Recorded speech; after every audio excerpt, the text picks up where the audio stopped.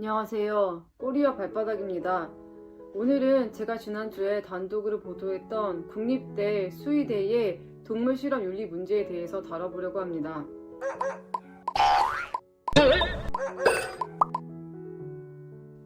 충북대 수의대 팀에서 동물 실험을 한 연구를 발표를 했고, 그 연구의 목적과 동물 실험 과정에서 윤리적 문제가 불거지면서 그 논문을 게재했던 저널에서 지금 재평가에 들어간 상황인데요.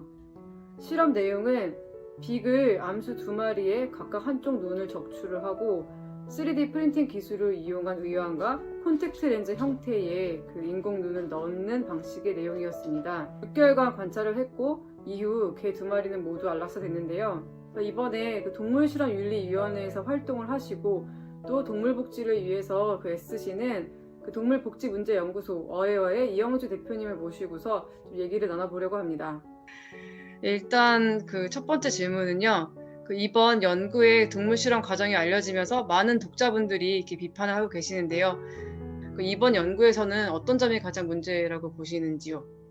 이거는 뭐 동물 보호 활동가뿐만 아니라 그냥 일반 그런 시민들이나 아니면 사실 과학계에서도 과연 이 안구를 적출하고 미용 목적으로 그런 인공 안구를 넣는 그 실험이 과연 그 개에게 이익이 되는지에 대한 증거가 미흡하다는 점이라고 생각을 해요. 그런 한쪽 눈을 적출해서 사실 뭐 이게 다시 보이는 것도 아니고 순수한 미용 목적으로 어떤 인공 안구를 넣는 실험 자체가 그런 동물에게 필요하다라는 의견에 대해서 사실 동의하기가 어렵다는 점이거든요. 많은 분들이 또 얘기하시는 게 이거를 건강한 개들을 사용해서 안구 적출을 하고 그다음에 안락사를 이제 시켰는데 이 부분에 대해서 이제 가령 이 연구가 굉장히 뭐 그런 타당했다고 하면 그런 정말 안구 적출이 필요한 동물을 찾을 노력을 했었는가에 대해서 조금 물음을 가지시는 분들이 있을 것 같아요. 수의사라고 하면 사실 수의사는 동물의 어떤 건강을 책임지는 전문가잖아요. 그러면 설상 보호자가 그런 심리적 이유로 나는 인공 안구를 넣고 싶다라고 했을 때 그 보호자에게 사실 이것은 동물에게 그렇게 크게 이익이 가지 않는다고 설명을 사실 해야 될 의무가 있지 않은가 저는 좀 그렇게 보고 있어요. 연구자분께서는 이제 그 오히려 보호자가 있는 개의 경우에 이게 안전하지 않은 재료이기 때문에 그 실험을 했을 때에 오히려 더 부작용이 생기면 문제가 되지 않나. 그래서 실험 동물을 사용을 했다 이렇게 말씀을 하시는데 그 부분은 그럼 좀 어떻게 보세요?